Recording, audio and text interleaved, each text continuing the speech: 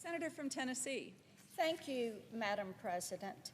We have all watched what has happened with the Iran strike this weekend, and my colleagues across the aisle like to say that they support Israel, but in this moment of peril for the world's only Jewish state, I fear that what they're doing is deciding to play politics.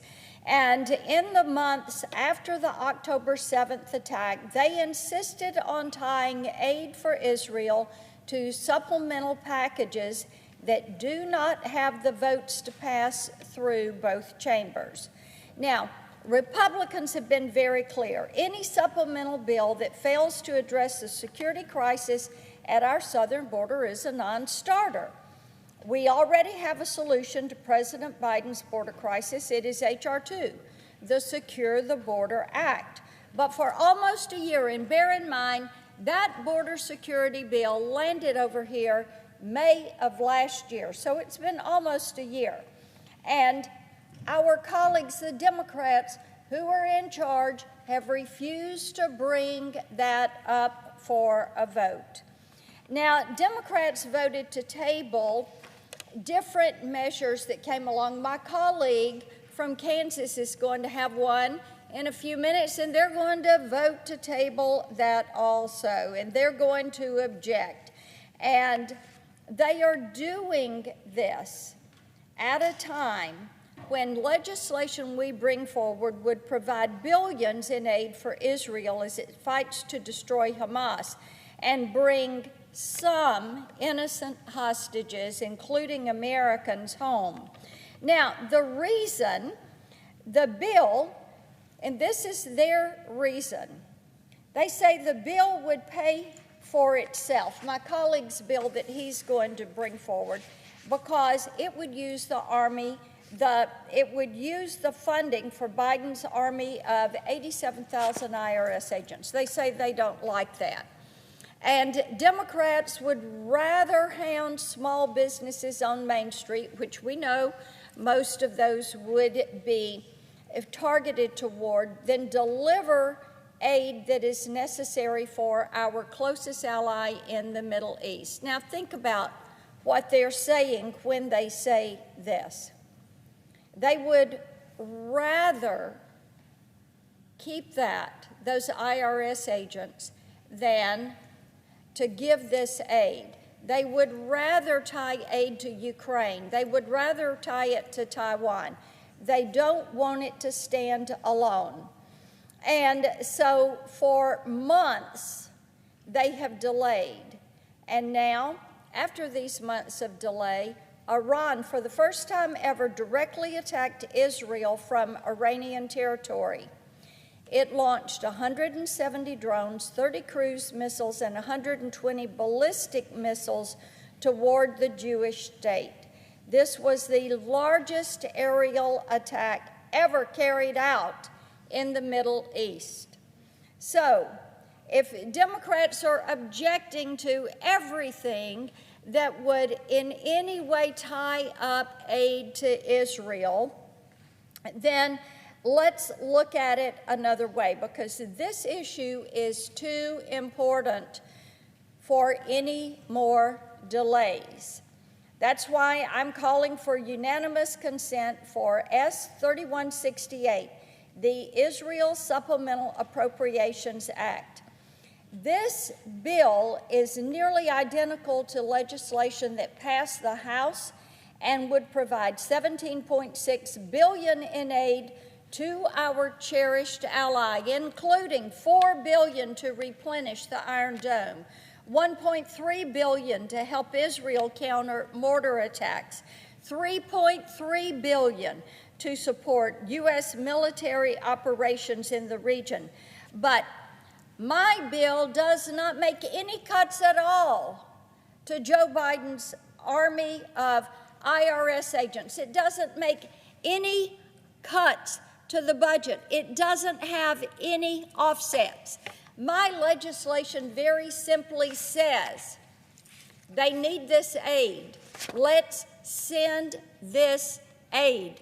Let's make certain Israel has what they need to protect themselves. The world's only Jewish state is in a fight for its survival. Time and time again, Iran and its proxies have vowed they would annihilate Israel. We have heard them say death to Iran, death to Israel, death to the U.S. Iran funds these proxies. So let's give Israel what they need to defend themselves. Let's do it unencumbered, no offsets. Let's all stand together, and I would ask my Democratic colleagues, how much longer do you think Israel can wait? Let's push this forward, and let's allow Israel to have the funding they need to protect themselves without ties to anything else.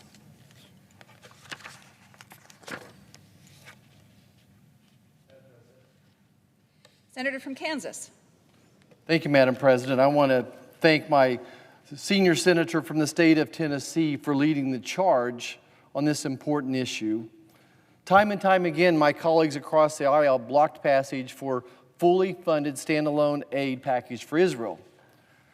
We've heard them claim they won't support our bill because cutting the IRS would allow millionaires to get away with tax evasion. So Senator Blackburn and I are rising once again to make things easy for our colleagues who want a bloated IRS. But I have to tell you, not once in my lifetime have I heard any Kansan come to me and express interest in inflating the IRS of all agencies. But we'll press on, calling this bluff and putting forth the exact same bill without the IRS paid for. For several months, I've said if you don't like or pay for, show me another. But at the end of the day, what matters is getting the aid to Israel immediately.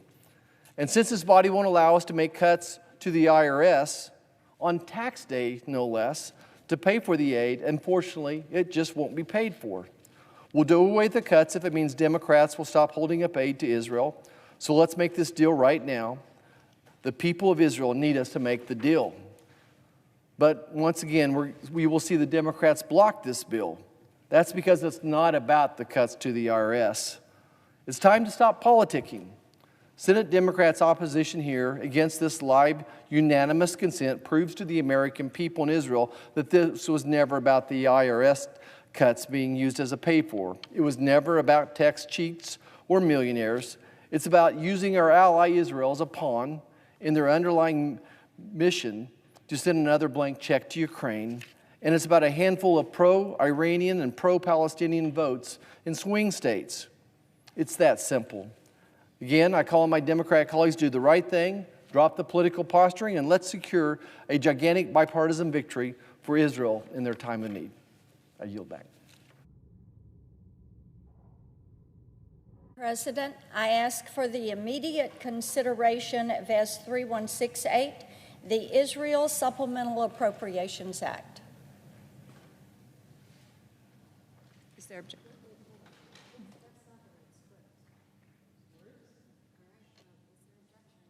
Is there objection? Well, Madam President. Senator from Washington. Is it my understanding that the senator is asking unanimous consent to proceed to consideration of the bill? That's the chair's understanding. Well, Madam President, let me just say, reserving the right to object. Iran's attacks over the weekend underscore the precarious moment that we find ourselves in and the urgent need for Congress to act decisively to confront the many challenges we and our allies face. And of course, the surest and fastest way to do that is to pass the carefully negotiated, comprehensive national security supplemental that the Senate actually cleared in an overwhelming bipartisan vote over 2 months ago. There is urgency for aiding all of our allies facing grave threats.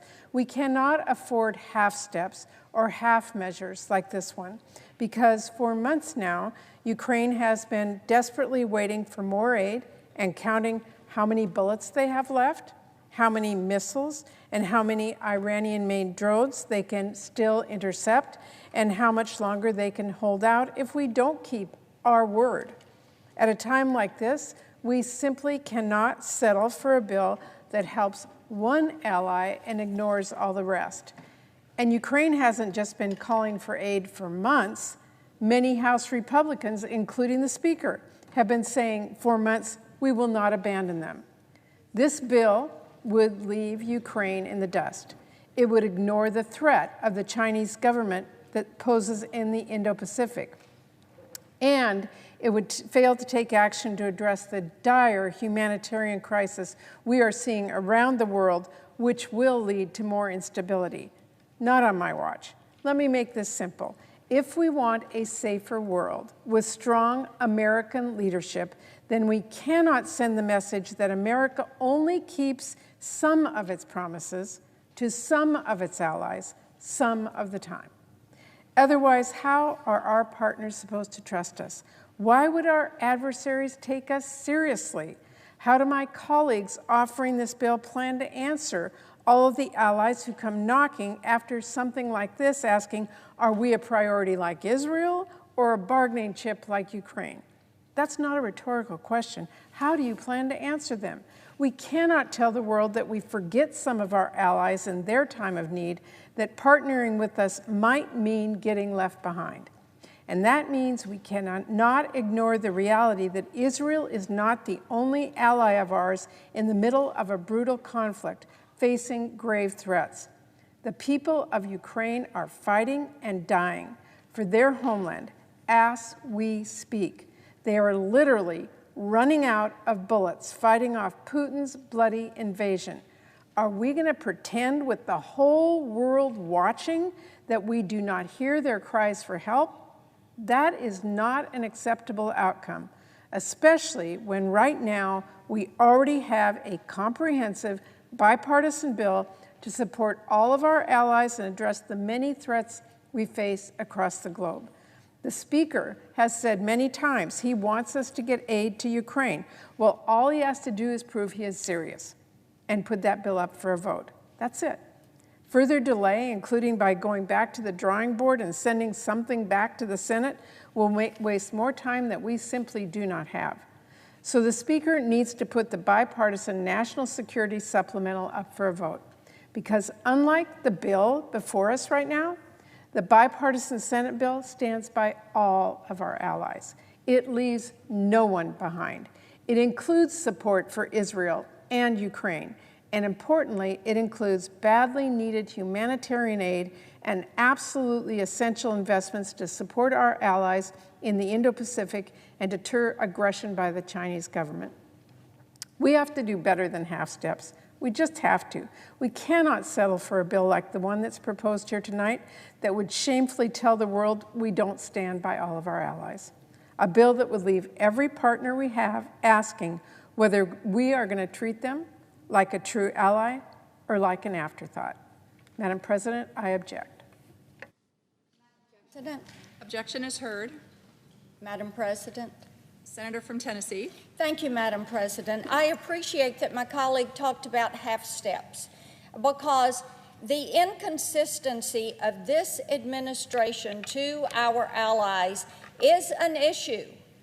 Our allies don't know if they're our ally. They don't see us as being there for them, and our enemies do not fear us. Iran, for the first time ever, has attacked Israel. I gave you those numbers just a few minutes ago. 170 drones, 30 cruise missiles, 120 ballistic missiles. After Hamas attacked Israel on October 7th, they told us they don't intend to stop. They are continuing over. Israel has been very specific in telling us what they need. $4 billion to replenish the Iron Dome, $1.2 billion to help Israel counter mortar threats, $3.3 billion to support military operations in the region. They're very specific about that. Now, when you look at the axis of evil, Russia, China, Iran, North Korea, of course, the threats are growing every day. Why are they growing? Because the Biden administration is practicing appeasement. Appeasement. There is agreement in supporting Israel. I continue to say it is time for us to support Israel, our greatest ally in the region, the only Jewish state. Let's make certain that they have what they need to defend themselves. Thank you, Madam President.